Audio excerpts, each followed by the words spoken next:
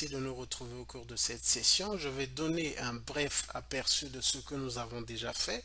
Donc, nous avons configuré des sessions internal BGP, puisque nous avons dit qu'il y a deux types de sessions BGP, le internal BGP et le external BGP.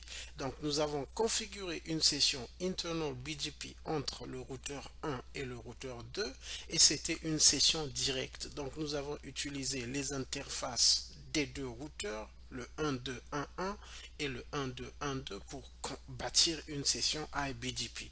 Nous avons avancé et nous avons bâti une session internal BGP, mais entre deux routeurs qui ne sont pas directement connectés. Donc nous l'avons fait entre le routeur 1 et le routeur 2. Nous voyons que ces deux routeurs ne sont pas physiquement connectés, mais nous avons utilisé les loopback address des deux routeurs, le routeur 1 et le routeur 2.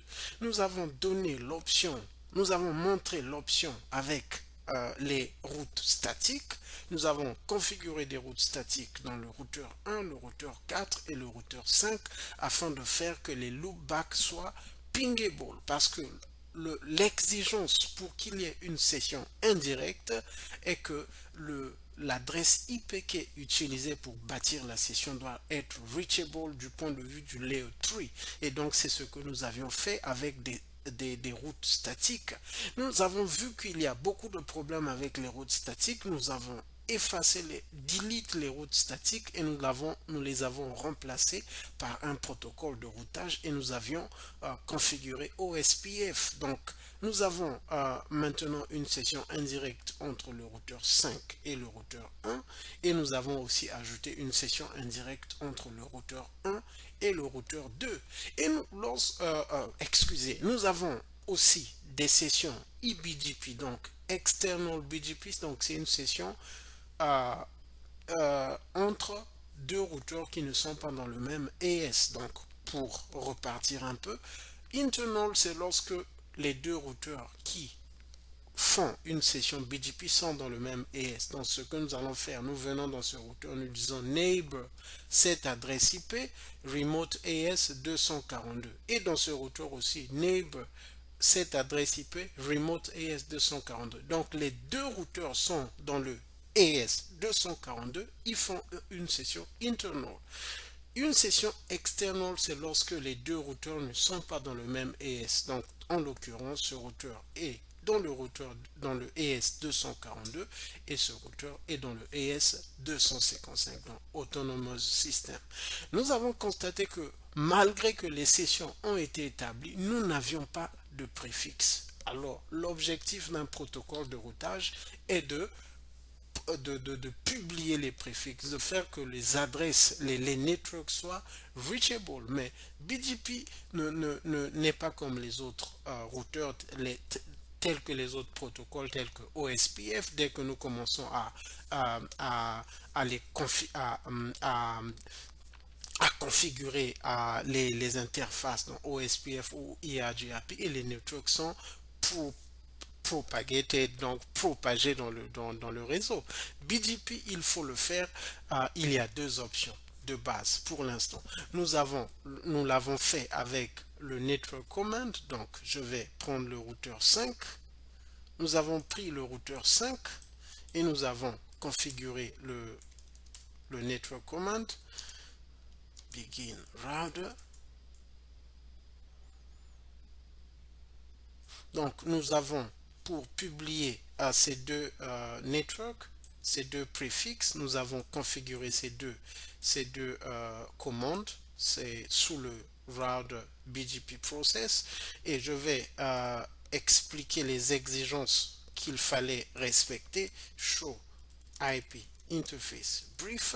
Il y a deux exigences pour que BGP puisse publier un préfixe, le préfixe doit être configuré dans une interface, dans l'une des interfaces. Et en l'occurrence, ici, nous avons le 56 qui est au niveau du loopback 2 et nous avons le 57 qui est au niveau du loopback 3.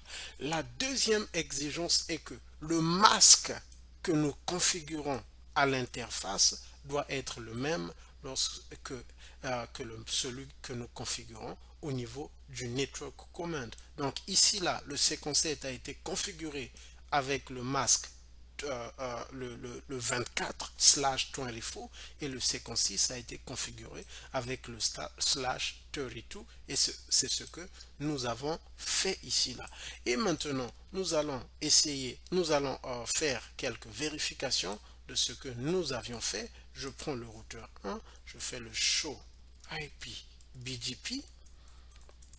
Donc nous voyons ici, excusez, je vais d'abord enlever quelque chose pour éviter la confusion. Show route BGP de 242 no redistribute connected.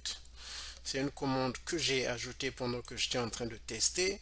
Donc nous retrouvions avec ces deux cas de figure. Je vais aussi faire quelque chose au niveau du routeur 2, route BGP 242 no redistribute connected.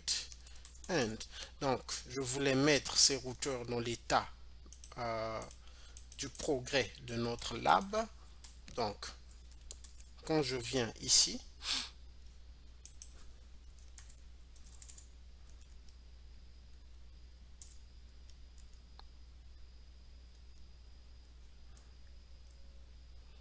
aussi faire no network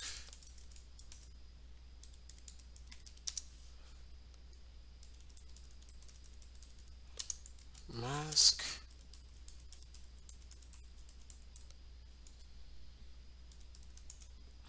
et donc lorsque nous revenons ici, vous allez remarquer que nous avons maintenant les deux préfixes que nous avions publiés dans le routeur 5.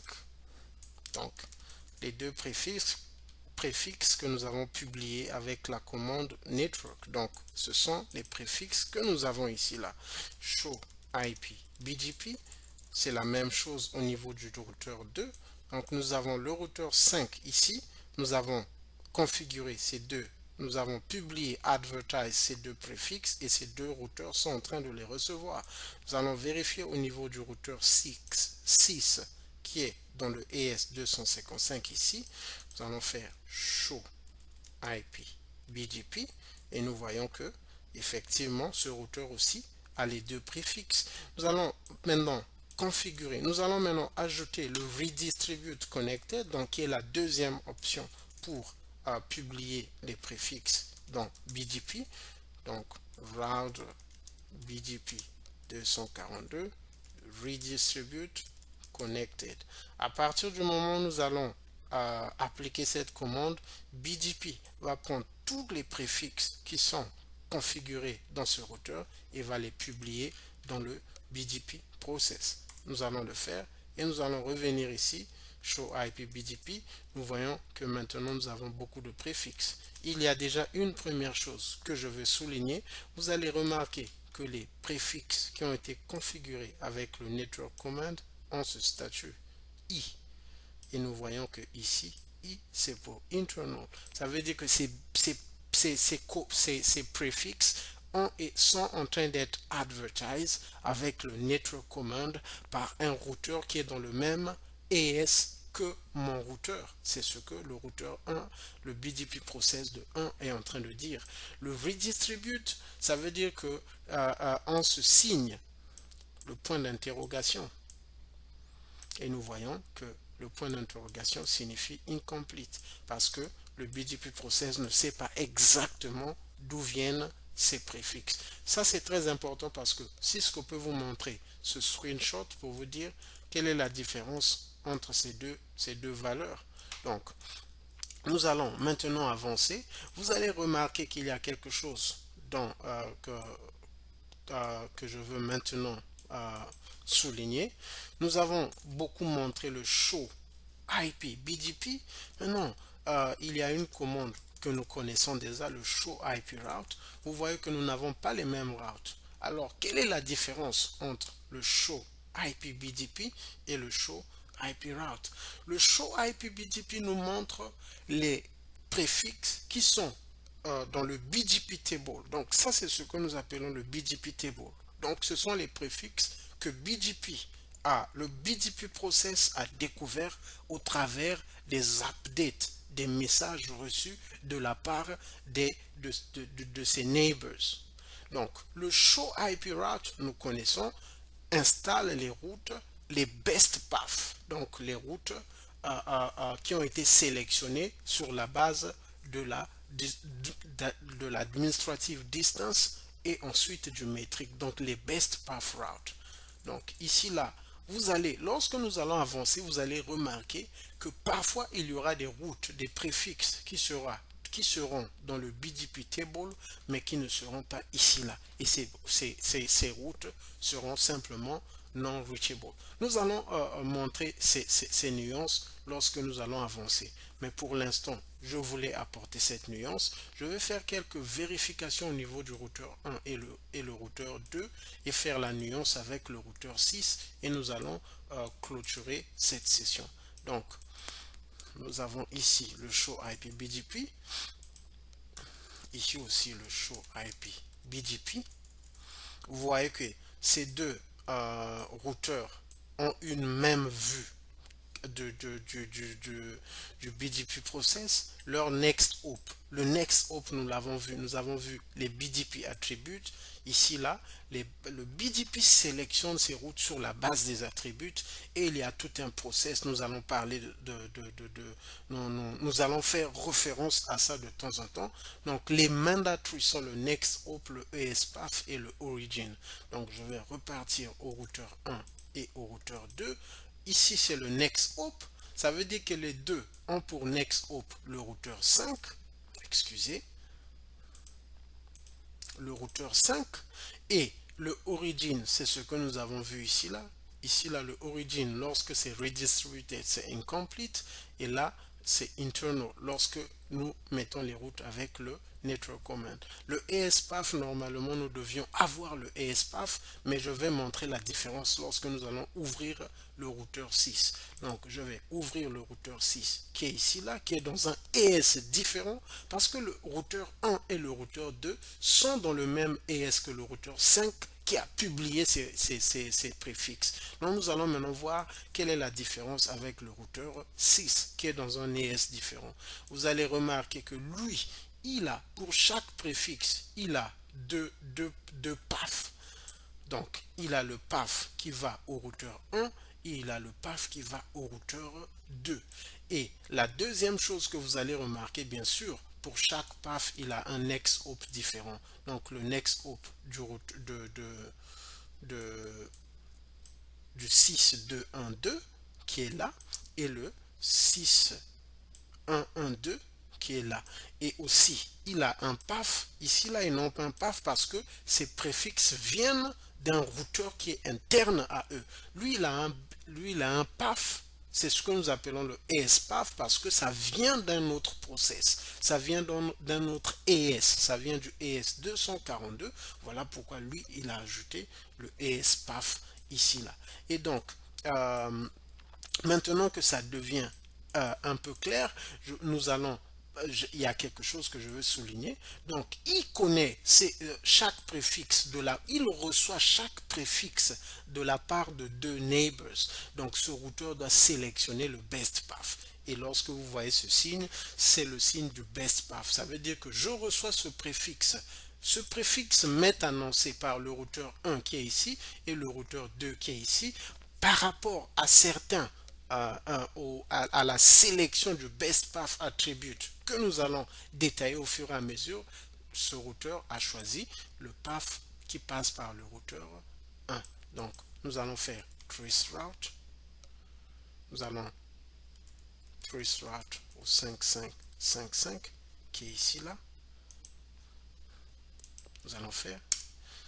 Et donc vous voyez que BGP a un comportement, a un fonctionnement qui est différent des autres protocoles de routage. Voilà pourquoi il faut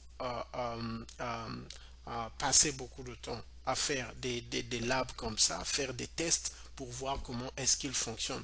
Nous voyons ici là, selon la position, nous allons expliquer au fur et à mesure ce que veut dire c'est local preference, c'est weight zero, et nous allons au fur et à mesure détailler toutes ces valeurs pour voir à partir de quel moment ces informations.